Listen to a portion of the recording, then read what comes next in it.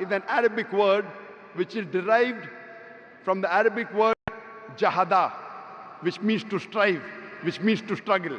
Today, there are more than 9 million Arabs who are Coptic Christians. Coptic Christian means they are Christians in generations. These 9 million Arab Christians are giving shahada, are bearing witness that Islam wasn't spread by the sword. We Muslims, we ruled India for about 1,000 years. If we wanted, we could have forced every non-Muslim to accept Islam at the point of the sword. We didn't do it. Today, in India, more than 80% of the Indians, they are non-Muslims. These 80% non-Muslim Indians, they are giving shahada, they are bearing witness that Islam wasn't spread by the sword.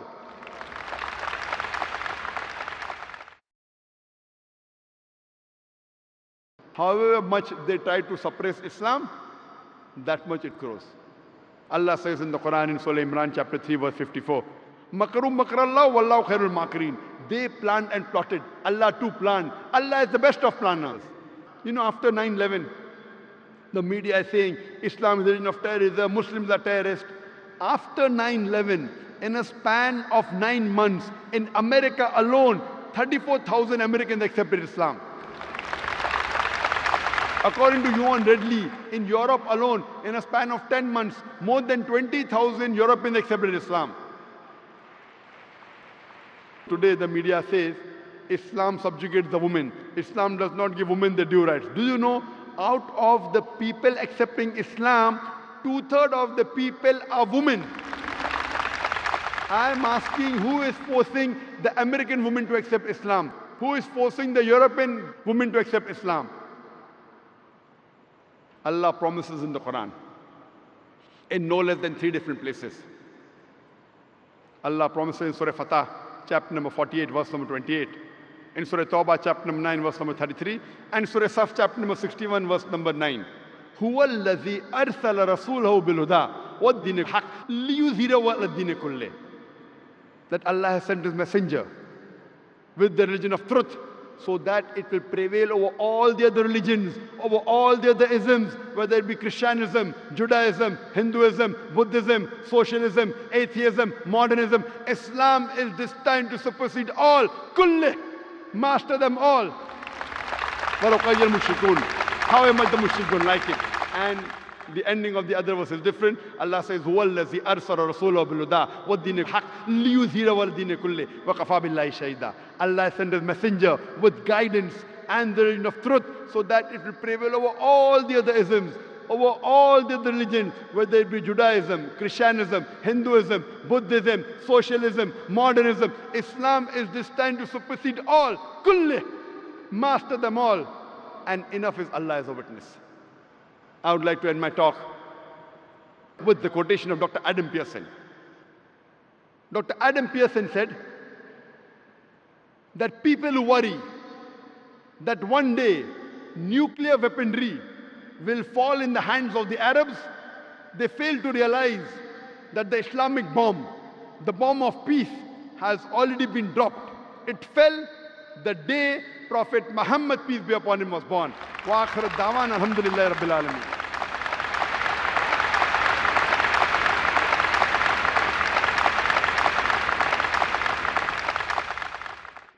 Jazakallah, Dr. Zakir Naik, for such a comprehensive talk while clarifying the misconception in such detail. It is truly an honor to have one of the greatest orator ever in the field of comparative religion to speak before us right here in our hometown, Kuala Lumpur. We will now move on to one of the most favorite part, which is the question and answer session, which will be moderated by our own Brother Shahkirid. It is my pleasure to kindly hand over the stage to Brother Shahkirid to moderate the question and answer session. Assalamualaikum warahmatullahi wabarakatuh. Peace and blessing of Almighty God be with you all. Honorable Tun Mahathir Mohamad, Dr. Zakir Abdul Karim Naik, respected elders, brothers and sisters, we have come to an interactive session of question and answer.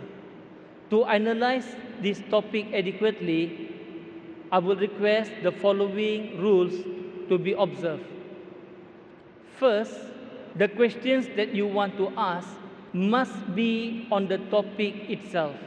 And the topic is Islam's view on terrorism and jihad.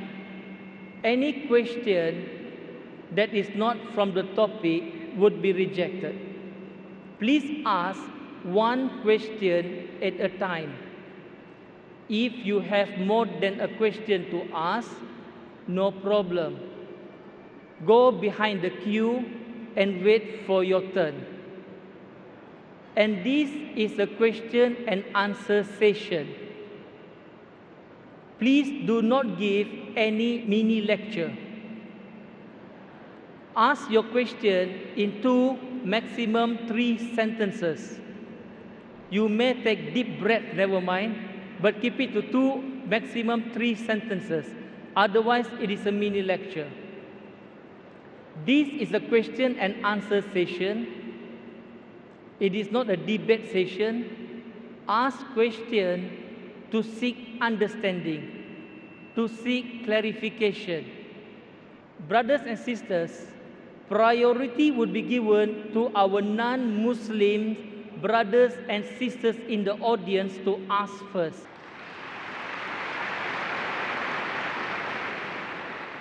Our brothers and sisters from other faiths, they are our guests tonight. We will give priority to them, preference to them. We will request all brothers and sisters from other faiths to come to the mic and ask your question. We will take questions from our non-Muslim brothers and sisters first, and when we have exhausted all questions from them, if time still remains, then we will take questions from our brothers and sisters in Islam. Is that okay? Can we give preference to our brothers and sisters from other religion? Alhamdulillah. We have first mic for the brothers, second mic at the rear for the brothers. For the sisters, we have one mic over here, and we got another mic at the back. Okay, we have 2 mics for the brothers and 2 mics for the sisters. So no one can accuse us of being gender biased. We will take the first question from the brothers. I will call this as mic number 1. And we will go clockwise. The second question will be from the sisters, mic 2. The third question from the sister at the rear, mic 3. And we will come to the brother, mic 4. And we will come back to mic 1 again. And before you pose your question, please state your name and your profession so the speaker can give you a relevant answer. Can we have question from mic 1? Okay. It's good to see you here, Dr. Zakir. My name is Tariq, and my profession is actually a tunnel engineer. I'm sorry, Dr. Zakir, my question will be slightly not relevant to terrorism, but I just want to ask you a very brief question. According to Surah 43 Al-Zukhruf, it says here, Surah 43:61, it says, Jesus shall be the sign for the coming of the hour. Does that mean Jesus will come as the final prophet? Or is Muhammad, or Prophet Muhammad, the final prophet? So if Prophet Muhammad is going to come as the last prophet, so who exactly is Isa al-Masih, or Jesus Christ? Thank you. Brother asked a very good question. And he quoted a verse of the Quran saying that Isa alayhi salam, Jesus Christ, peace be upon him, will be the sign of the hour. So does it mean Prophet Jesus, peace be upon him, is the last prophet, or Prophet Muhammad, peace be upon him, is last prophet? What is it? Quran clearly mentions in Surah Ahzab, chapter number 33, verse number 40, Ma kana Muhammadun aba ahadim min rijalikum walaki Rasulullah wa khatamun nabiyyin wa kana Allah bi kulli shay'in alima. That means Prophet Muhammad, peace be upon him. Muhammad is not the father of any of you men. Ma kana Muhammadun aba ahadim min rijalikum walaki Rasulullah. But he is the messenger of Allah. And he is the seal of the Prophet. Allah is all-knowing, full of knowledge. So Quran is very explicit and clear in Surah Ahzab, chapter 33, verse number 40, that Prophet Muhammad is the last and final messenger. After him, no messenger come. But you rightly said the Quran also says that Prophet Jesus, peace be upon him, is the sign for the hour. Quran says that, and even Bible says that. Bible says in the Gospel of John that Jesus Christ, peace be upon him, will come in the second coming. Even Quran says he'll come again. Why? Jesus Christ, peace be upon him, is the only messenger amongst all the messengers of Almighty God whose followers mistook that he claimed divinity. You're a Christian, brother? Yes, I am. Do you consider Jesus to be God? Yes, he has the divinity. That's what I told you. Jesus Christ is the only messenger of Allah subhanahu wa ta'ala whose followers mistook him to be God. I will come to your Jesus as God later on, peace be upon him. First I'll give the reply to your question.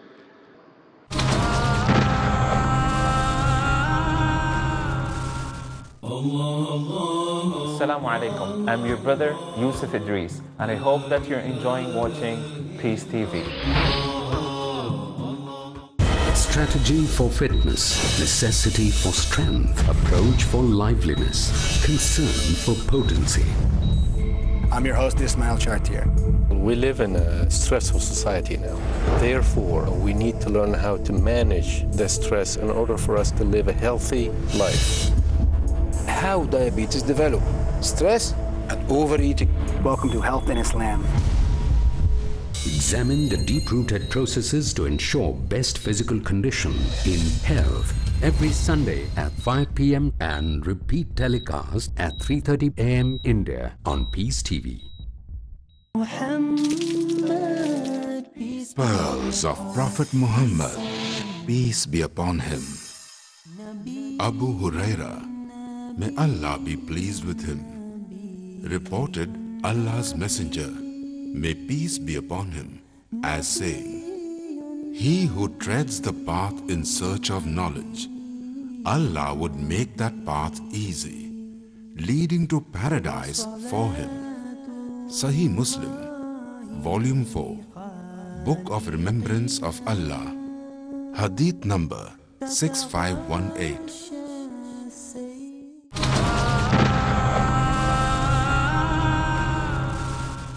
Because the followers of the messenger, peace be upon him, mistook him to be God, that's the reason Allah says in the Quran in Surah Nisa chapter 4 158, Allah raised him up alive. Allah raised him up alive because he was the only messenger whose followers mistook him to be God. In his second coming, he will not bring any new rule. He will come as Ummati of Muhammad sallallahu alaihi wasallam. Because Allah says in the Quran in Surah Ma'idah chapter 5 verse number 3, this day I completed my favor on you. The religion is complete, nothing new can be added or taken out. But Isa alayhi salam in his second coming will come to testify he never claimed divinity. Quran says in Surah Ma'idah chapter 5 verse number 116 that, oh Allah, you be my witness, I never told them to worship me, but I worship Allah, oh Budullah, who's my Lord and your Lord. So in his second coming he will come to clarify he never claimed divinity. And even in the Bible today if you read the Bible, Islam is the only non-Christian faith which makes it an article of faith to believe in Jesus Christ, peace be upon him. No Muslim is a Muslim if he does not believe in Jesus Christ, peace be upon him. We believe that he was one of the mightiest messengers of Allah subhanahu wa ta'ala. We believe that he was the Messiah, translated Christ.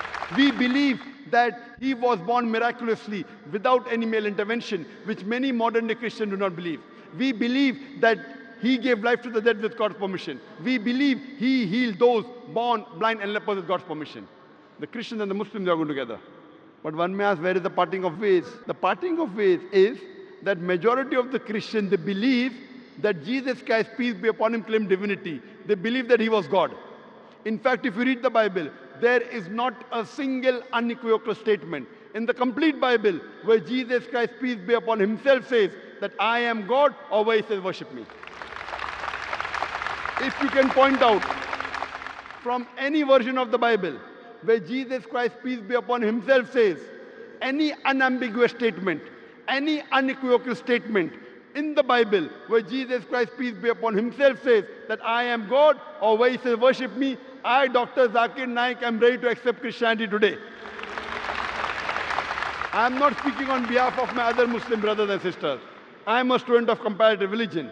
In fact, if you read the Bible, Jesus Christ, peace be upon him, himself said, it's mentioned in the Gospel of John, chapter number 14, verse number 28. Jesus Christ, peace be upon him, said, my Father is greater than I. Gospel of John, chapter number 10, verse number 29. My Father is greater than all. Gospel of Matthew, chapter number 12, verse number 28. I cast out devil with the Spirit of God. Gospel of Luke, chapter number 11, verse number 20.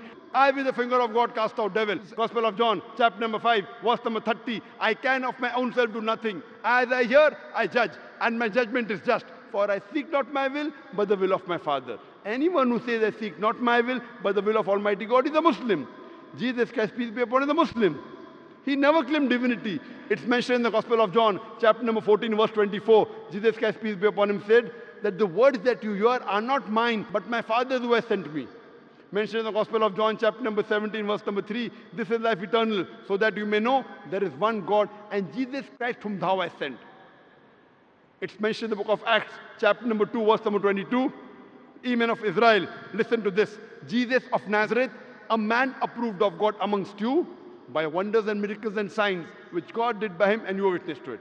A man approved of God amongst you by wonders and miracles and signs, which God did by him, you are witness to it. So if you read the Bible, we understand that same thing what the Quran says.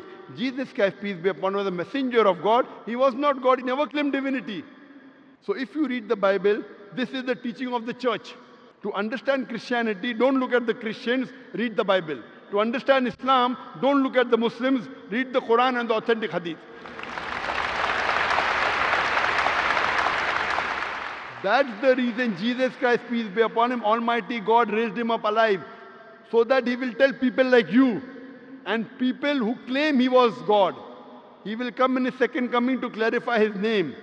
He will be the Ummati of Muhammad Sallallahu Alaihi Wasallam. He will believe in the same teachings of Prophet Muhammad Sallallahu Alaihi Wasallam. And he will testify, he never claimed divinity, but said, Ubudullah, worship Allah, my Lord and your Lord. Hope that answers the question. Thank you. Can we take the next question from the sisters? Assalamu alaikum everyone here. My name is Revati. Brother Zakir, I'm your great fan. I'm very much enlightened by your talks and lectures on Islam and comparative religion. I have been reading Quran and I have a lot of Muslim friends. I'm from Singapore, born and brought up in India. I have some questions and please clarify. Thank you so much. My question is, can we relate the regeneration of skin for hellfire as stated in Quran chapter 4 verse 56 as reincarnation of new life for real suffering? Thank you. Sister asked a very good question. Thank you. She said that can we relate? She said that she has heard my talks and she is impressed, alhamdulillah. That's the reason she's quoting with reference, alhamdulillah. She's saying that the Quran says in Surah Nisa chapter 4 verse 56 that the skin is replaced so that you can feel the pain. Is it similar to reincarnation and a person is born again in this world? Sister, both are different. What Quran says in Surah Nisa chapter 4 verse 56, as to those who reject our signs, we shall cast them in the hellfire. And as often as their skins are roasted, we shall give them fresh skin so that they shall feel the pain. Previously, science thought that only brain was responsible for feeling of pain. Today, we come to know that in the skin there are pain receptors which are responsible for feeling of pain, which we did not know earlier. Quran says that God will give fresh skin so that they shall feel the pain. Scientifically, it is proven. Now, for example, Almighty God is just. Quran says in Surah Nisa chapter 4, 40, Allah subhanahu wa ta'ala is never unjust in the least degree. That means He is very just. For example, history tells us that Hitler incinerated 6 million Jews. Today, if our law catches Hitler, what punishment can you give? Maximum you can give is kill him. That will take care of one. What about the remaining 5,999,000 people that he has killed?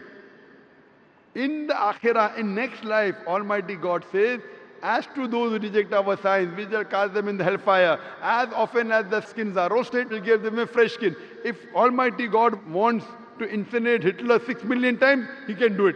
12 million times He can do it. This is an example of the punishment in the next life. This does not justify about the cycle of rebirth.